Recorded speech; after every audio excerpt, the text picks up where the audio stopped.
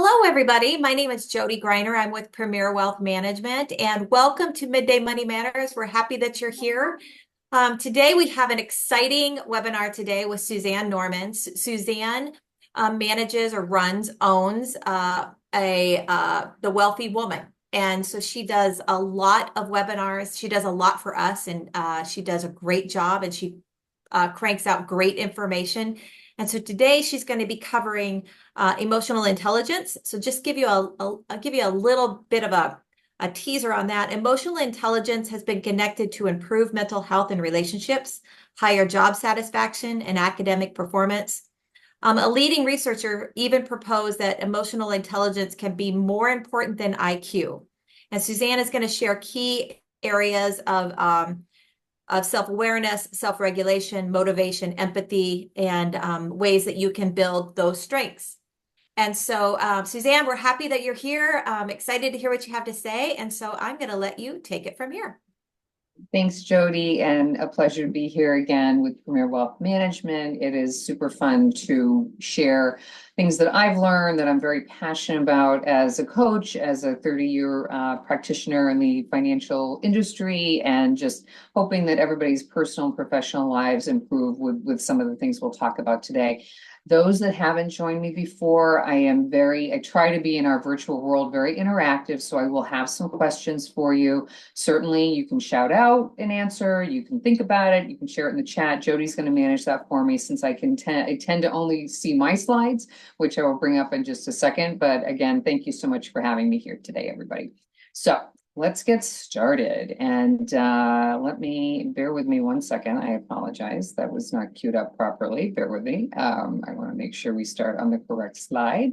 But maybe while I'm bringing this up, I would just be curious to kick us off. How many people have a working knowledge or some sense of what emotional intelligence is all about?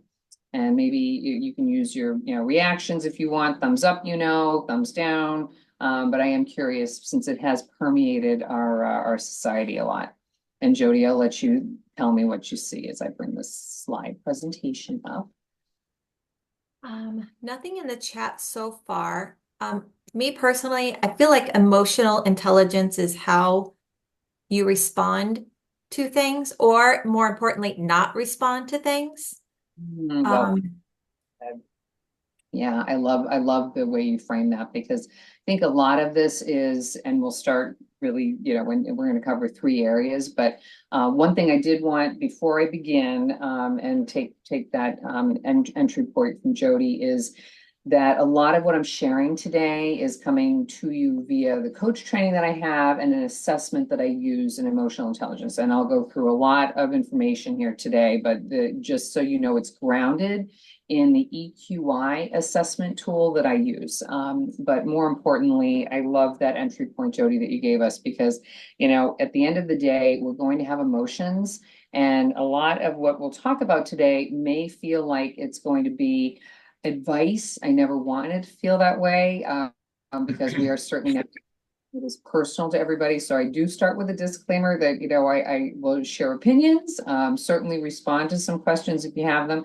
But, let's keep this educational versus therapeutic, if everyone agrees to that. But the thing that Jody said is, these emotions are here. So there is not much we're going to do about that other than having a little bit better vocabulary around them, understanding what research is telling us, and then more importantly, I think I'd love to impart some practical techniques for you. As Jody said, a lot of times it's how we're responding to them when they come up for us. And a great way to start that is this quote that I use all the time from Viktor Frankl, Dr. Viktor Frankl, psychiatrist, neurologist. Some of you know Man's Search for Meaning, which is his very famous book. But this quote really does get to the essence of this, which is between stimulus and response, there is space. In that space lies our freedom and power to choose our response. In our response lies our growth and freedom. And some of you know perhaps the backstory, but he is a survivor of the Holocaust. And so if you read this book or any of his research and teachings, there is this concept of, we can slow down our reactions. We have that power.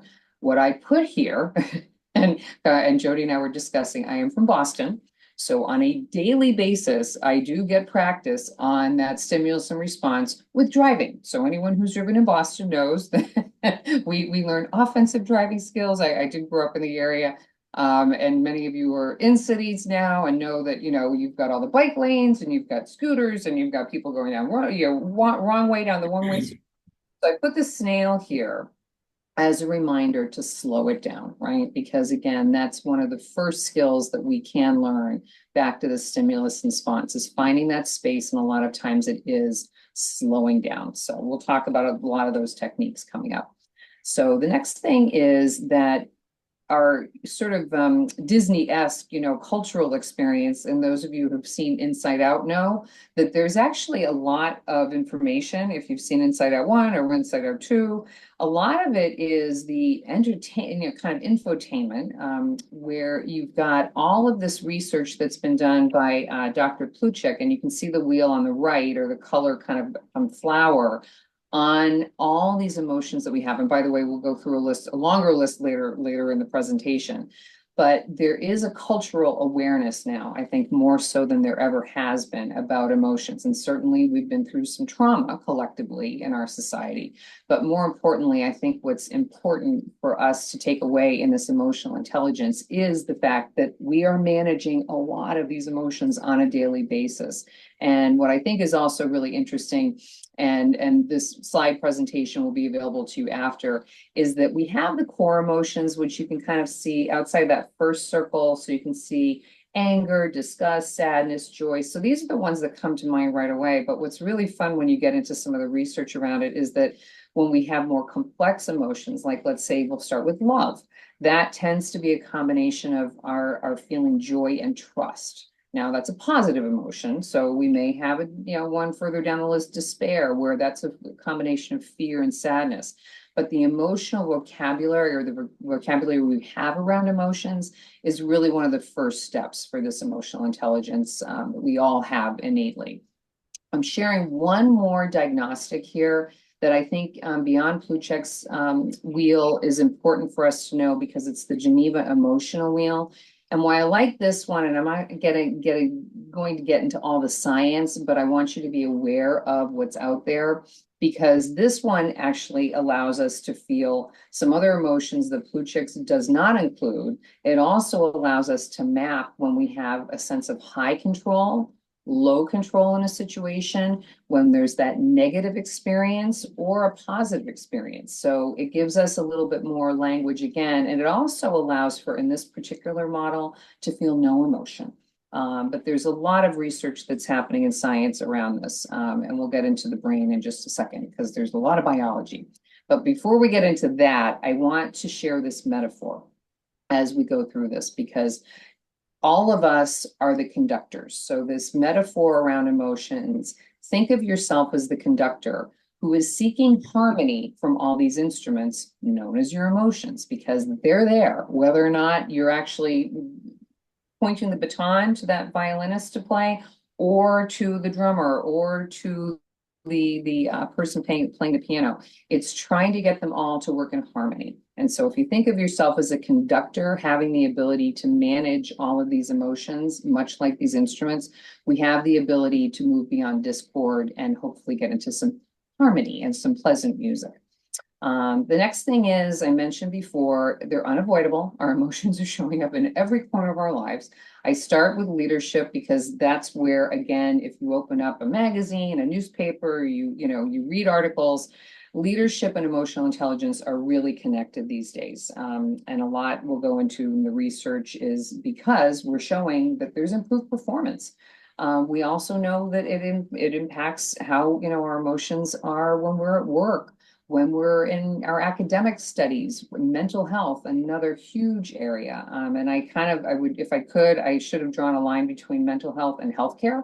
So those of us that have friends, family, clients in healthcare, this is a big area of concern right now, burnout. But relationships were personal. All of our emotions are playing within all these scenarios every single day. So having more awareness and building these skills can really help make our lives more pleasant and hopefully happy. So The next thing is the research, because I put this puzzle piece here. It's been interesting to just look at how much has been developed since probably the early 1980s is where a lot of this language began to sort of permeate the social, our social lives. And Jody mentioned before in the introduction this idea of the old sort of IQ, and you can see the brain on the left side here, and then of course the heart, meaning the emotional intelligence. Now, I'll talk about this right now, which is we do know that IQ from the early 1900s was definitely a sorting mechanism. A lot of it was academic, where you got to measure someone's potential, their logic, their mathematical skills, but it remained pretty stable over time. But what it didn't do is it wasn't measuring interpersonal skills, right? So it was a lot of the cognitive ability, not so much the heart. So emotional intelligence began, all this research looking at what the impact was if we had better self-awareness, if we had better ability to manage ourselves, our, social awareness, relationship manage. And the biggest distinction between the two, and it depends on the area of research in emotional intelligence, but many schools of thought feel if we can measure that skill set in our emotional intelligence, we have the ability to hopefully improve it. And that from the assessment in the school that I've been trained in, I have that belief as well. And then when we think about combining them, I mentioned leadership before. It's in the article you read about leadership these days. But when we combine these two skills, we have better decision making, we have better relationships, we are more emotionally well, and we hopefully have the ability to be in a growth mindset, another big leadership topic these days. So think about those two intelligences that you have. I also just wanted to give you a sense of the breadth. Now, it would be hard to go through everyone who's contributed to this research in the School of Thought, but what I did is I picked out what I deemed the pioneers. And so early on, you had Reuben Bar-On in 1980, and that's where kind of this EQ, emotional quotient, started coming into the academia. And you move up the curve, and it's not meaning one is better than the other. It's just sort of the cycle and this timeline where we have a lot of players in here. Now, Daniel Goleman is very well known, wrote EQ, and that was one of the quotes. That's the attribution, which is, it can matter more than IQ for your success in life. But there are a lot of people contributing to this research, and I wanted you to have a sense of, what that landscape looked like. And then when we think about how that plays into action, of course, definitions will vary depending on which school of thought and research you're in. And I chose this slide deliberately because some of you, we all know, whether or not it's in our family and in our professional lives, we have a very neurodiverse community out there. And so when we think about, helping people define what this is, I think it's, best said that we can, perceive and express ourselves. It's going to start with us first. Certainly have the ability to have more cohesion and more satisfying social relationships. Definitely cope with challenges. We'll talk about that skill in a little bit. And then use this emotions in a meaningful way, because clearly they're out there. They're not going away, but making sure that we have the ability and then have that growth mindset. So I think the neurodiversity can't be overstated in having this ability for us to be aware of how to work with different types of people who emote differently. So I mentioned before, there's a lot of neurology in this. We're not going to go through all areas of the brain, and we're going to have an exercise at the end, which I think can be fun as a memory technique of, where are things happening in our brain. And I just want to simplify it for those of you that haven't really done any kind of this neurology before, but I circled two of the oldest parts of our brain, and we're going to go through the exercise later, but think of, the brain stem here. That's the primal brain, that's breathing, that's heart rate, nothing we think about, nothing we control, right? Then we've got what we call the animal brain, right? This emotional brain. And a lot of times in the light green, you'll see the amygdala, and you'll hear that mentioned a lot. This can be the fight or flight, right? So this is where a lot of these reactions come. We don't necessarily have any control, albeit when you know more about this and you apply techniques, you can have more control. But the third part of the brain that really ties into emotional intelligence, of course, is the thinking brain, and that's the prefrontal cortex, right? This is where we have the ability to override.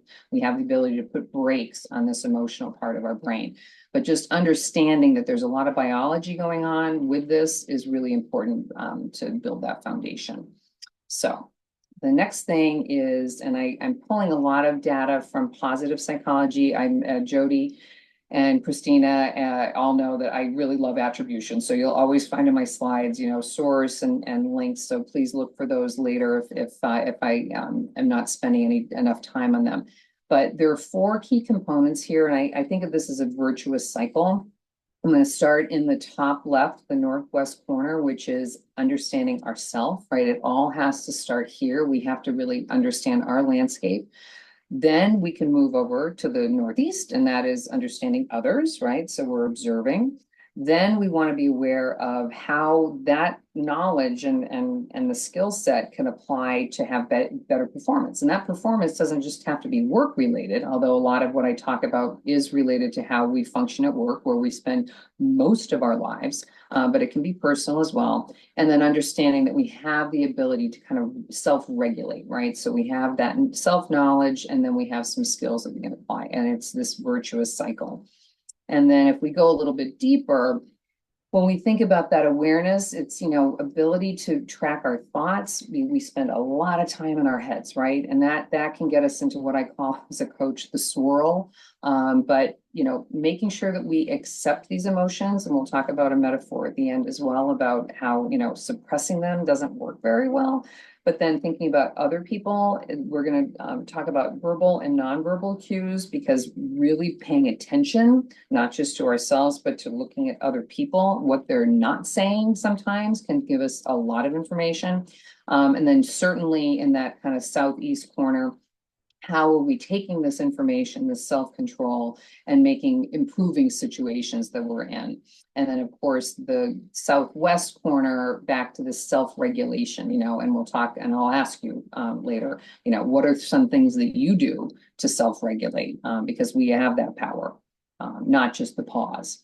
So I'm showing you here this idea of the nonverbal and the verbal. So if we go to the top and we think about the face, right? We have so much information. I'm going to share, actually, I'll show you right now because it does make me laugh.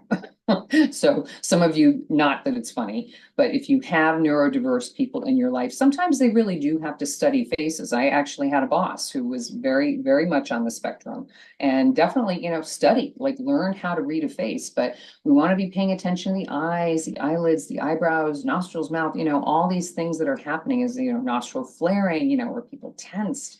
The body, what's happening with the head, the shoulders, are we kind of like slumped? Are we back? Are we looking like we're ready to fight? So we really want to be paying attention to what is not said. Now, if we're looking at speech, there's a lot of information there too. Is the pitch high? Is it low? Are people actually labeling their emotions? And you really have to pay attention and listen to the words. And then, of course, I showed the picture here of helping train somebody to see what is going on. And there's a test that people can take for that as well. So nonverbal cues, really important for emotional intelligence. Now, I want to use as a baseline the assessment, and where I am certified, this is EQI 2.0. If you go online and you Google emotional intelligence test, there are a lot of them out there. So this one tends to be one of the most accepted globally. Doesn't mean it's the best, but it's one that I know and what I wanted to share with you today. So we've got 5 key areas here. You'll see in the wheel: self-perception, self-expression, interpersonal, decision-making, stress management. Goes a little bit beyond those 4 boxes that we just talked about, and that source is positive psychology. But what we have here are 15 core competencies or traits that this assessment will measure.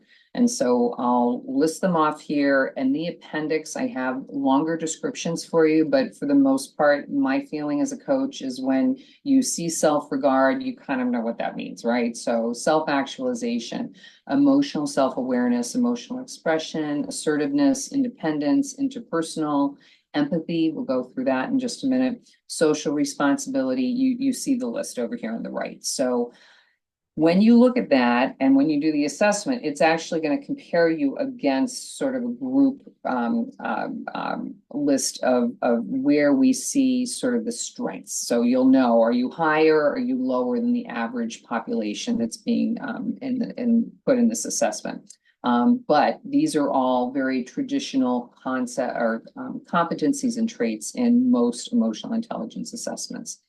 So Forgive me, where am I going here? Okay, so what I wanted to show you, and I also have this in the appendix, is back to the practicality. Like what, how, if I'm doing this assessment, Suzanne, I get this question a lot, how does that help me? And so what I wanted to do is just use 3 examples of where this self-knowledge can help you, or we have some techniques to help you improve. So in this self-expression, assertiveness, and these are all coming from leadership, by the way, a leadership assessment. But assertiveness is required many times, right? In business, even personal life, you're advocating for a child, let's say, or a parent. But are you using that in an effective way? And so one of the things that can happen with assertiveness is that perhaps you're maybe not paying as close attention to the words that you're using and maybe forgetting that, there needs to be context. We used to say years ago that email was so difficult because there's no emotional context to it oftentimes. Same thing with our new world of having remote work, right? So there's this lack of context sometimes. So some of the tips that we would offer someone who's working on perhaps that skill, improving it, is remembering, a lot of these are going to be basic, but remember to use I statements versus you statements, right? Meaning it's about me. I'm just sharing what I think. I'm not telling you how you feel. Open-ended questions, right? So when you have these open conversations, remember the 2 powerful words that you have available to you, oftentimes every day, all day, if you've got the time, how and what. And then ask the question and be quiet and listen. The other thing that can't be underutilized, especially when we think about assertiveness and leadership, is have that informal board, right? So you have the ability to test drive how you're coming across when you've got to have perhaps a difficult conversation. Another thing is interpersonal, one of the key 5 categories, which is empathy.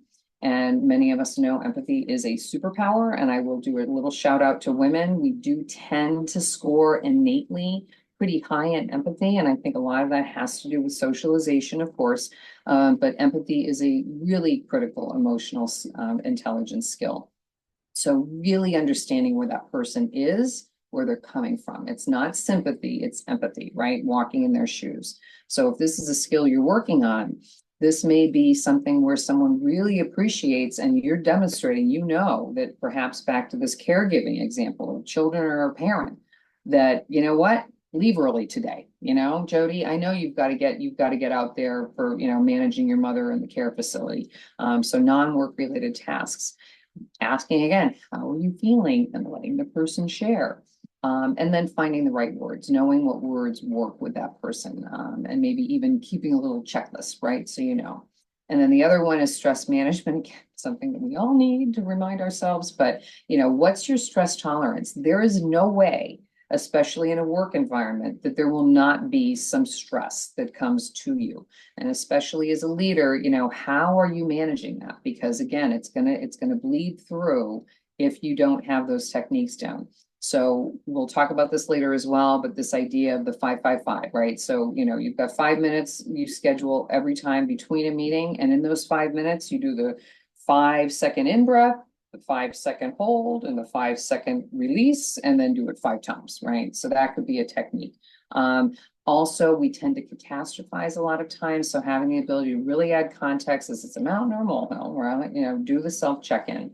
And then more importantly, I think, especially when we think about leadership, is letting people know how you do this, right? So that they have the sense, oh, okay, Suzanne also struggles with this, and here are some things that work for her. So making sure that you're doing that. So this is my gift, I guess, to you, is letting you know that these are techniques that work when we're trying to improve those skills. So the next thing is looking at it in action. Looking at it in action in an academic setting. And so, the business case. I mentioned before, there's tons of research. I know we don't have time to go through it all today. I definitely have examples for you, but before, if you think about that IQ, EQ combination, improved decision-making, collaboration, better for employee retention and attraction. We've got better customer experiences. We've got a better culture that we can build. There's more creativity. All of these are studies that have been done, the emotional intelligence impact at work. So things to keep in mind in real life.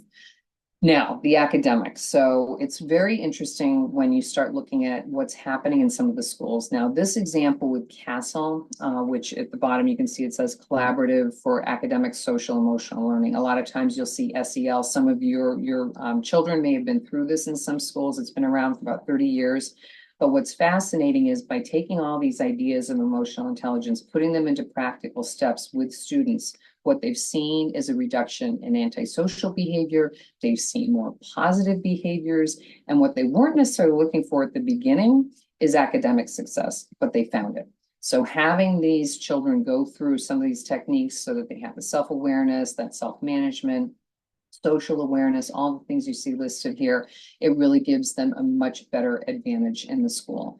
Now, I added the marshmallow image at the bottom. You can see here, just as sort of a shout out to what many people in academia recognize from Stanford that they did years and years ago. Now, there's an update. I have a paper that I linked here because when we start looking at the delayed satisfaction and that cognitive control that some people have, some don't, there wasn't really any emotional intelligence research that was done when Stanford did this experiment, but it was fascinating when you look at the study to see if someone could delay gratification, which we would link to emotional control, they had better success in life. And that's, a very blanketed statement, but it's really fascinating. So anyone who hasn't seen the marshmallow test, I really do encourage you to take a look at this study. It's really interesting.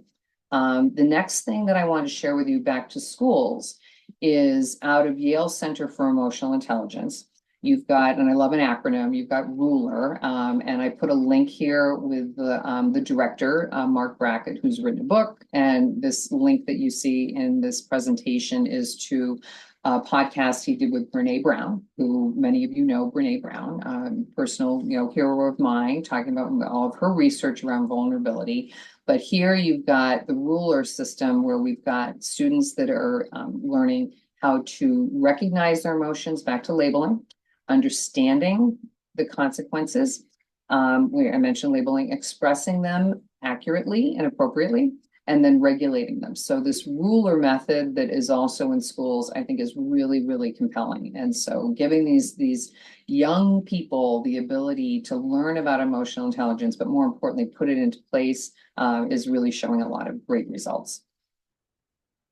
And now what I'd like to ask you, because we didn't go through a huge description on those 15 traits that I mentioned, and this is where you do not need to share. This can be just something you're thinking about, but I wanted you to take a look at the list for about a minute and just check in with yourself. And just instinctively, and I'll have an offer at the end if anyone would like to do the diagnostic or the assessment with me. But take a look at this list of 15 traits and think about it. Like, where do you think you have a strength? Maybe it's a place that you might feel you have a weakness. It may have been feedback that you've received in your personal life and your professional life. But of these 15, which ones are you drawn to where you think, you know what? I actually think I'm really high in empathy. Impulse control, maybe less so. And I want to give everyone just the ability to do a little check-in. And if anyone does want to share, I welcome that, and Jody will watch the chat for me. So something to take away for a little homework for you.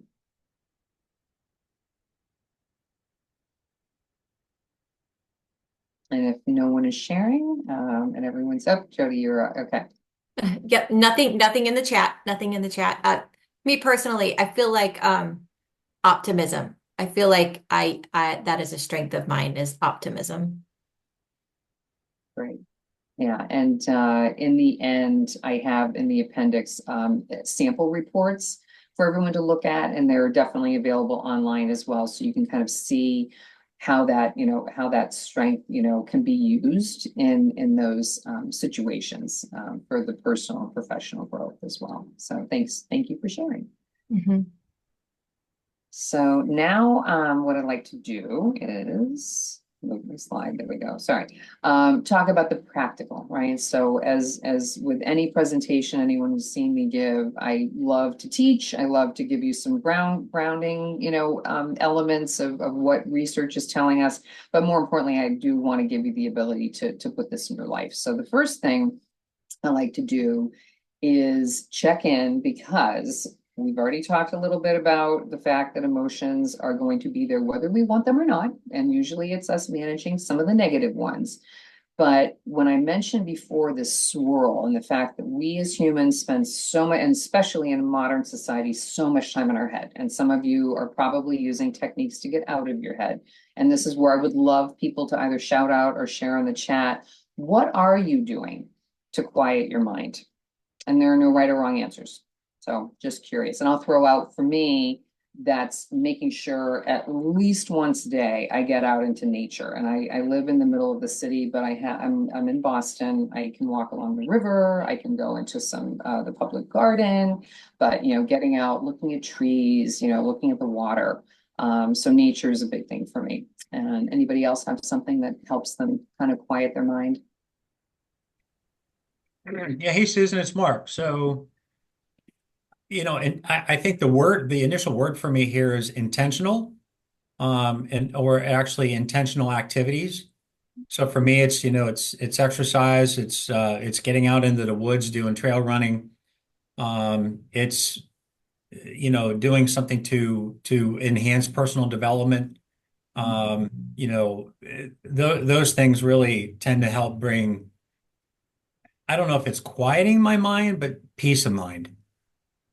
Right. Well said. Yeah, absolutely. Thanks, Mark. Yes, and my fellow psychology. My pleasure. Um, so yeah, I heard Mark say, of course, nature, that's a big one. Some of you have heard the term forest bathing, but exercise, it could be listening to music. I mean, there's no end to the list, because everything might depend on the situation as well. But keeping this, the pun intended, in mind, that there are techniques and things that work for you to kind of get you out of an emotional swirl is really one of the first important tools that I would remind you have in your power. And Mark, I saw you come off speaker. Do you have something else to add? Yeah, I just wanted to circle back around. You mentioned music a minute ago. For me, that has um, there's lots of different types of music that I enjoy, but there's only specific types of music that can really put me into a quiet zone, if you will, that can really relax and restore my mind. But part of that though too, Susan, is a lot of what you're talking about here is being self-aware. And that's part of the challenge. But anyway, thank you. Yeah. And honestly, that helps me make a comment I didn't think to make. So thank you.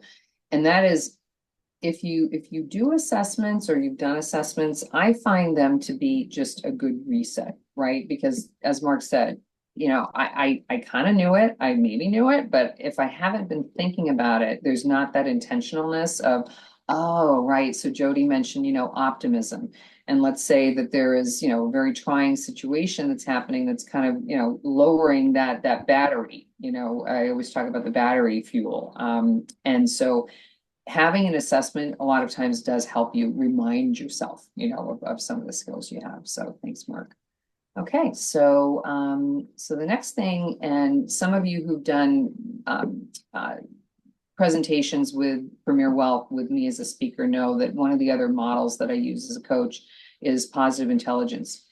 There's a link to an assessment here. All I will say is that much like emotions, and emotions are definitely part of this, we have self-sabotaging behaviors that we succumb to. And, it's okay, because again, we're wired this way. So I've mentioned before that two of the big ones that I see showing up in my life a lot of times are hyperachiever. And a lot of that is very North America, where, the next thing, the next achievement, the next, Suzanne, you did a great job. So it's almost Pavlovian, but it can, back to serve us well, but then it can drain us. And so knowing what some of those are, and this is a free assessment, I encourage people to do this, really gives you a sense of what are some of those behaviors that are showing up in my life, reactions to situations, again, negative, that are taking me away from, what matters to me and what's the most important thing. And so I really like having clients have a sense of, what are these self-sabotaging behaviors? Another big one is pleaser for people, where, I want to make everybody happy. And that's a nice thing, right? There's a strength there, but a lot of these can be overused and take us into this negative mindset. And there are skills, by the way, that we can learn to be mentally fit. And again, back to putting the brake on. So the next thing I mentioned earlier, which is, of course, there are lots of wheels out there with emotions. The most important thing is what they found with research is if we can get more detail on how we're labeling and experiencing that emotion, it gives us a lot more information. So for example, what you can see here in the wheel is that we've got sadness, right? So in the blue, that kind of big pie shape in the middle, sad. I'm feeling sad. Well, okay, that's good to know, and it's important to label it, but is it, does it go deeper? And it probably does. So let's get more curious with ourselves, meaning, are we sad? Is it, are we feeling lonely? Maybe we're feeling tired. This is another kind of self-care thing, right? So making sure we get enough sleep, but really trying to get very detailed in how we're labeling these emotions can give us a lot more information and help us be much closer to this emotional intelligence and working better with people and situations. And I mentioned earlier, but this idea that we have, and I'm definitely not going into the therapy lane here, but I will say that this metaphor really clicks for a lot of people, which is pushing the ball underwater. So in this example, the metaphor is our emotions are the ball, right? So we've got a beach ball full of air. And let's say it's a negative emotion, meaning, I feel like, I don't have enough time. I'm on a deadline. I'm feeling very, very stressed out. Well, I can try and avoid that behavior, maybe, by doing something that isn't what needs to be done. Maybe, in our modern culture, sometimes that could be, excessive drinking. We know that happened a lot in the pandemic, but whatever it is, avoiding this emotion is almost like trying to push this ball of air under the water, right? So we can hold it down for so long, but it's finally going to pop up at some point, and we may not even have control, right? So when we think about emotions, it's making sure that we build that resilience to be able to be with them, name them, and just acknowledge them and move on, right? So again, easier said than done. Certain situations may be more difficult, but this idea of I want to suppress it, I want to avoid it, it just doesn't work long term. So we need to have better tools, and emotional intelligence can really help us with that. So I mentioned before, we're going to have a little exercise to do together. Now, this picture isn't perfect because what I want everyone to do, and I'll show you in the next slide, is I'm going to have you put your thumb on the inside. But basically, we looked at the brain earlier, and we know that there's that kind of primitive brain. We know there's the emotional brain. We know there's the thinking brain. So when you do inevitably have a situation where we talk about, blowing your lid, think about this hand. And I want you to, work with me on this. So if you put your thumb underneath your fingers, so this is a better schematic here. We've got kind of our eyes on the front knuckles, let's say, and then this is the back of our head. So this is our brain, right? So then, then we've got our spinal cord, which is, our primitive brain, right? So this is, auto, heartbeat, breathing, what have you. And then we've got the brain stem, all right? And this is the primal brain kind of going up into the thumb. And then we've got the limbic region, which is the emotional, so the actual thumb is the limbic, sorry, but we're coming up from the spine, the primal brain and the brain stem into the limbic region. This is the fight or flight. And then we've got the cortex, right? So as we put our fingers around the thumb, we've got this frontal region. This is the thinking brain that's sort of keeping those emotions under control, right? And then we've got the prefrontal cortex you can think about here underneath your knuckles.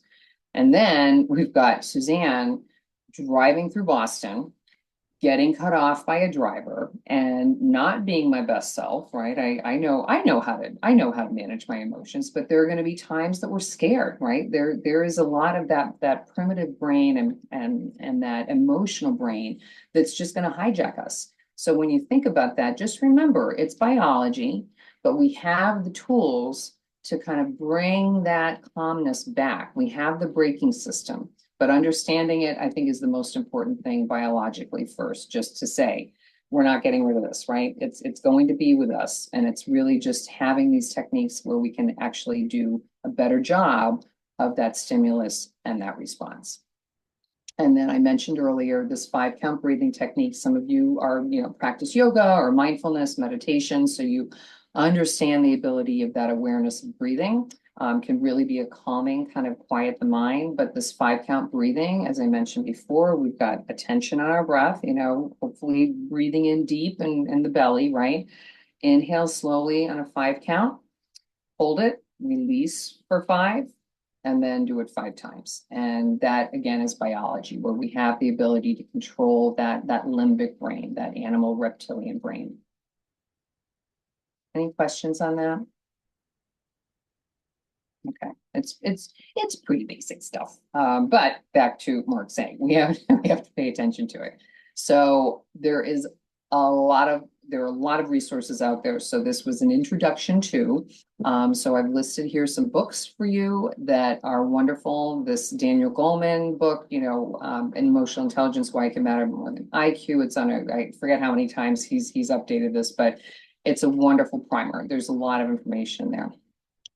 Other resources are linked here, but I do strongly encourage people, because whether it's watching Inside Out, 1 or 2 by Disney, there's a lot in our sort of normal culture that's giving us the ability to really track these skills and hopefully build them.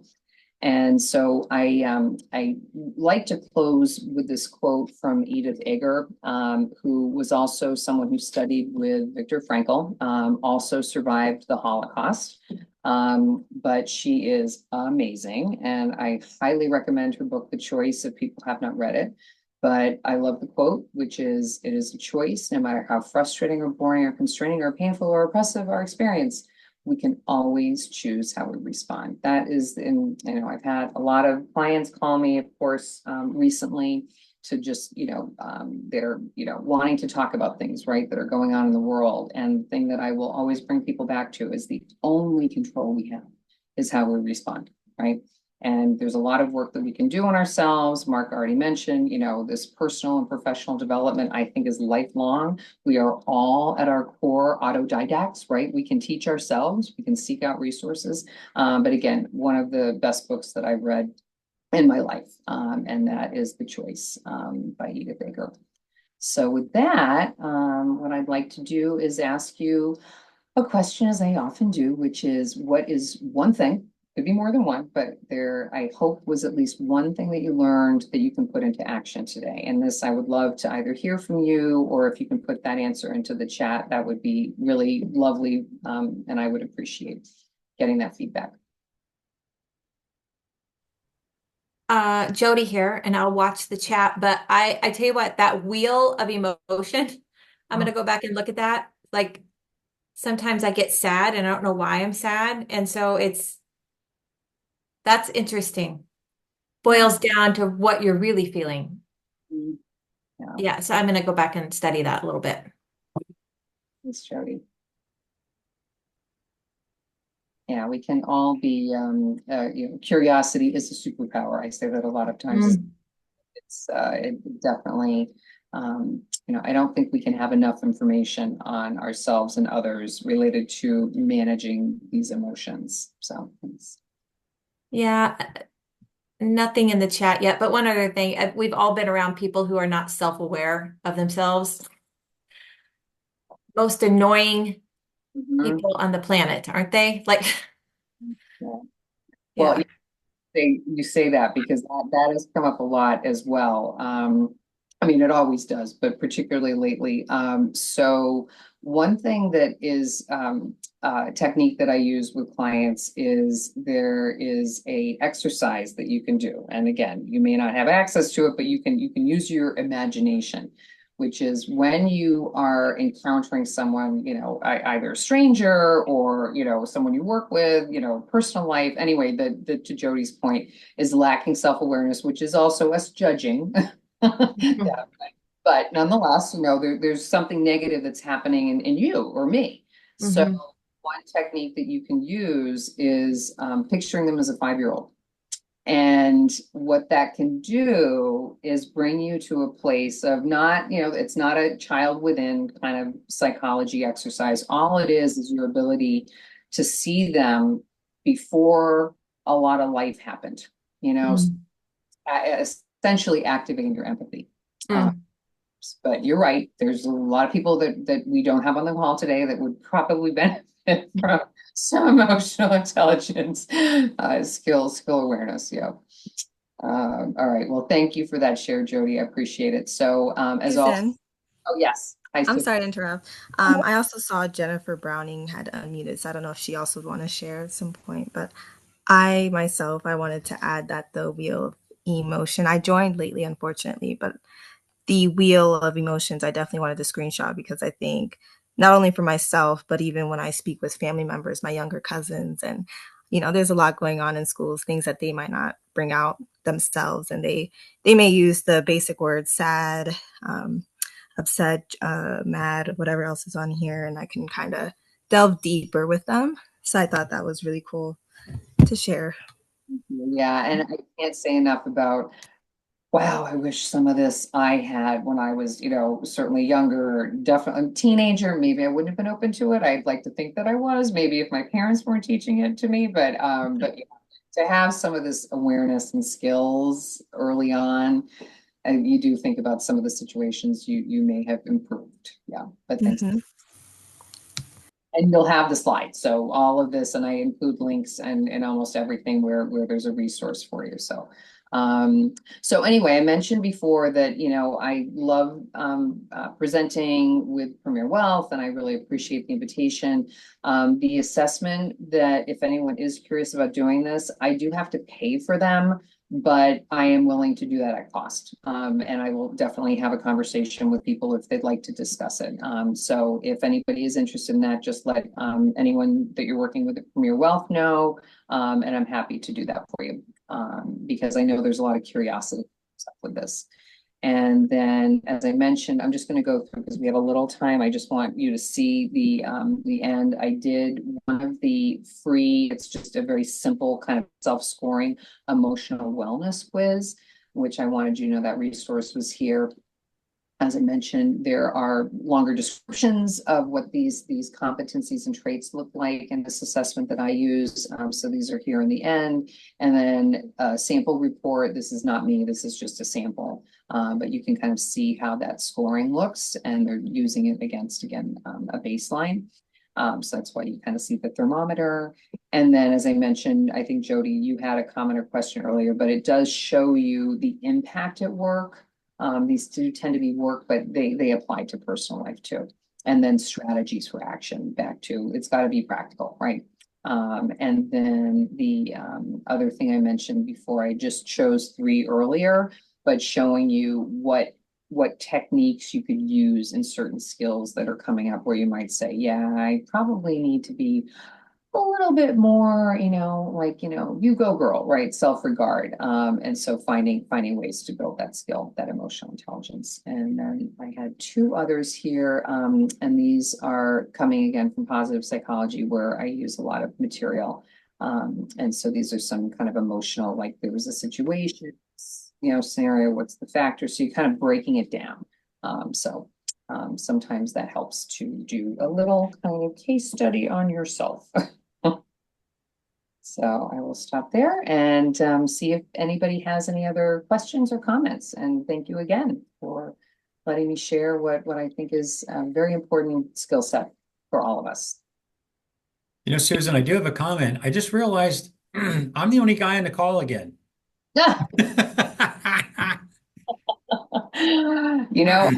Say, Mark, thank you, first of all, because this, is coming from the Wealthy Woman series, but, anything I share is relatable for men and women, right? So yeah, this was definitely more of a come as you are, but thank you. Thank you. Appreciate it.